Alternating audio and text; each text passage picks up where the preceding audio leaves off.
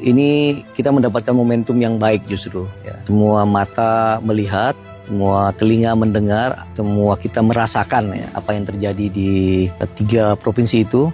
Berharap tidak akan melebar ke wilayah lain. Tapi ada momentum yang baik ya, untuk kita mengevaluasi, introspeksi bahwa ada yang salah nih dari pengelolaan hutan dan lingkungan hidup kita. Sehingga inilah tanggung jawab Pak Menteri. Pak Menteri tidak boleh lempar ke yang terdahulu. Kalau Pak Menteri punya hati nurani, apa yang disampaikan Pak Wakil Ketua Pak Marjohan yang tadi Pak Menteri katakan melalui ayat hadis, akhirnya terjadi. Sehingga mohon izin teman-teman Komisi 4, saya keras karena saya paling hatinya kasih. Luar biasa. Sehingga saya saran Pak Menteri, kalau Pak Menteri nggak mampu mundur aja Pak Menteri. Pak Menteri nggak paham tentang kehutanan.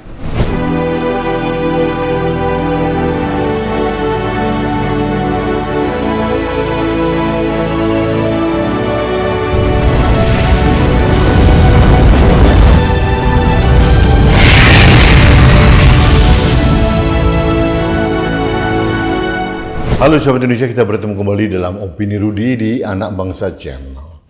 Sahabat Indonesia, di depan tadi ada video yang lucu dari si Raja Hutan. Raja Juli namanya. Raja Juli Antoni, Menteri Kehutanan. Kemudian ada video di depan juga ada statement keras dari anggota DPR RI Komisi 4. Entah kenapa sebelum rapat dengar pendapat dengan Komisi 4 DPR RI, saya sudah merasa bahwa si Raja Hutan Memble, Raja Antoni ini, Raja Juli Antoni ini memang tidak pas untuk menjadi Menteri Kehutanan. Bahkan tidak pas untuk jabatan apapun karena memang kelihatan bentukannya saja, apalagi lihat narasi yang dibangun, itu memang tidak pantas, tidak layak untuk menjadi pejabat setinggi Kementerian Teknis, Menteri Kehutanan. Kalau kita perbandingkan dengan Memble-nya deretan Menteri Kehutanan, Raja Juli ini ya beda tipis dengan Zulkifli Hasan yang diangkat secara politis. Bayangkan dalam kondisi bencana ekologis yang luar biasa hebat, terjadinya banjir bandang, longsor di hulu sungai, terus kemudian ada banjir kayu gelondongan yang bukan kayu lapuk. Dia mengatakan ini momentum baik. Momentum baik mbahmu itu.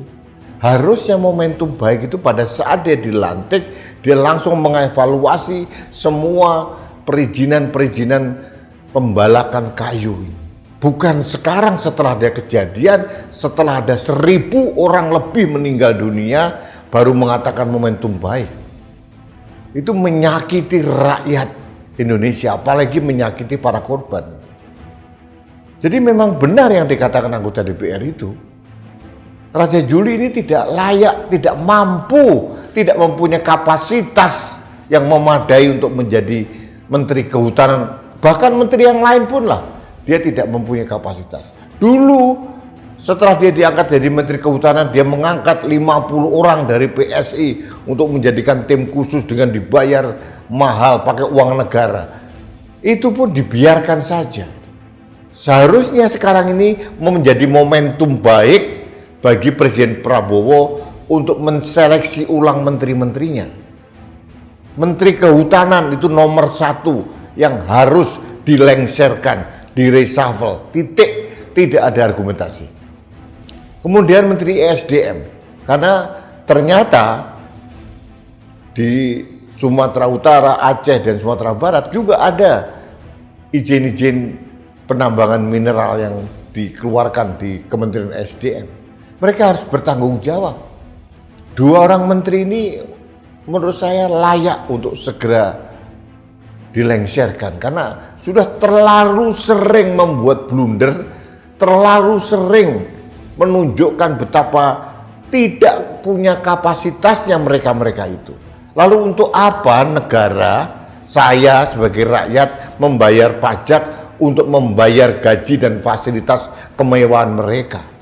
Presiden Prabowo sudah cukup memberikan waktu setahun. Mungkin karena dulu, karena politik akomodasi ya, dia mewakili PSI atau mewakili kepentingan Jokowi, didudukkan jadi Menteri Kehutanan, didudukkan menjadi Menteri SDM.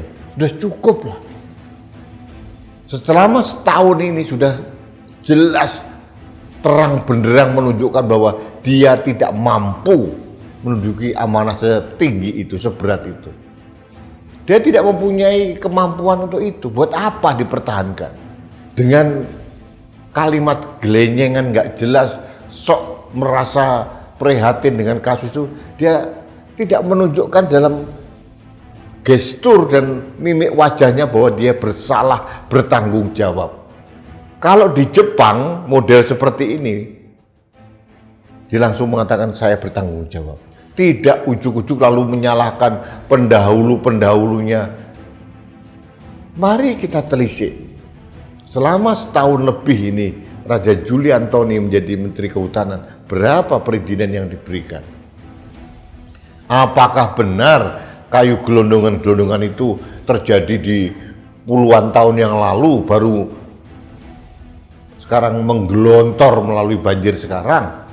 Saya tidak yakin. Itu paling terjadi beberapa bulan sebelumnya, dan itu terjadi di zaman Raja Juli Antoni menjadi Raja Hutan. Jadi menurut saya saatnya lah momentum baik bagi Presiden Prabowo untuk mengevaluasi secara menyeluruh pembantu-pembantunya layak atau tidak menduduki jabatan seperti itu. Pembantu presiden itu harus meringankan tugas presiden, jangan malah menjadi beban bagi presiden. Ada lagi Menteri Pemuda dan Olahraga Erick Thohir. Saya nggak tahu nih, otaknya konslet di mana. Tiba-tiba karena dia Menteri Olahraga, dia mengatakan setelah usai rehabilitasi banjir selesai kami akan mengirimkan alat olahraga. Ini apa ya dalam otaknya mereka itu? Apa korban banjir atau yang kehilangan ribuan orang itu, kehilangan anak, istri, ayah, kakek, nenek, saudara-saudara hilang, harus diminta berolahraga? Inilah contoh orang yang tidak pernah miskin, tidak pernah menjadi korban, sehingga tidak mempunyai empati sosial, sehingga omongannya itu tidak ada filternya. Jadi saya agak geram aja mendengar perilaku dan pernyataan-pernyataan para pejabat selevel menteri seperti ini. Kemudian di Kementerian Kehutanan juga, Dirjen Satgas Penegakan Kawasan Hutan juga mengatakan, awalnya dulu dia mengatakan ini bukan kayu gelondongan yang dipotong, ini kayu lapuk tua. Ini kan otaknya somplak. Kenyataannya kayu gelondongan yang sudah dipotong dengan rapi. Apakah gajah yang memotong kayu gelondongan serapi itu? Apakah monyet? Apakah singa? Apakah macan? Pasti ini perilaku manusia yang mempunyai jiwa keperi, kebinatangan. Bahkan mereka dengan tidak segan-segan mengusir para penghuni hutan itu hilang. Coba di Tesionelo, hutan yang untuk tempat habitat gajah akhirnya digusur, gajahnya turun. Gajah itu tidak akan mungkin turun ke desa-desa, nggak mungkin. Macan atau apapun itu. Mengapa mereka turun ke desa-desa? Karena habitat hidupnya diganggu oleh manusia. Yang mengganggu bukan penduduk sekitar. Mereka sudah mempunyai semacam chemistry dengan penduduk lokal untuk tidak saling mengganggu. Yang mengganggu itu pengusaha yang diberikan izin oleh para pejabat-pejabat yang bermental korup ini. Jadi kalau kita melihat Raja Juli Antoni, Bahlil Lahadalia. Saya harus setuju dengan apa yang dikatakan Cak Imin. Saatnya Bahlil itu taubat nasuha. Saatnya Raja Juli itu lengser. Kalau mereka tidak mempunyai malu, tidak mempunyai harga diri dan martabat untuk mengundurkan diri seperti di Jepang misalkan, pejabat-pejabat Jepang, ya dimundurkan saja, dipermalukan saja, bahwa mereka memang tidak mampu, tidak punya kapasitas dan kapabilitas. Ini saatnya Presiden Prabowo untuk menunjukkan taringnya, tajinya, keberpihakannya kepada rakyat Indonesia. Ini parameter yang akan dilihat oleh rakyat kepada Presiden Prabowo. Presiden berpihak kepada rakyat dengan membentuk zakon kabinet, kabinet para ahli, atau sekedar kabinet akomodasi dengan orang-orang partai yang tidak punya kapasitas seperti Raja Juli. Kita akan menunggu apa langkah konkret dari Presiden. Saya mempunyai harapan Presiden Prabowo itu bertindak sebagai pemimpin yang mempunyai dignity, mempunyai keberanian untuk memutuskan yang terbaik.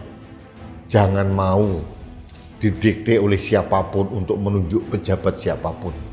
Karena ini saatnya Presiden Prabowo unjuk taring untuk menentukan, sayalah Presiden Indonesia, sayalah kepala negara Republik Indonesia.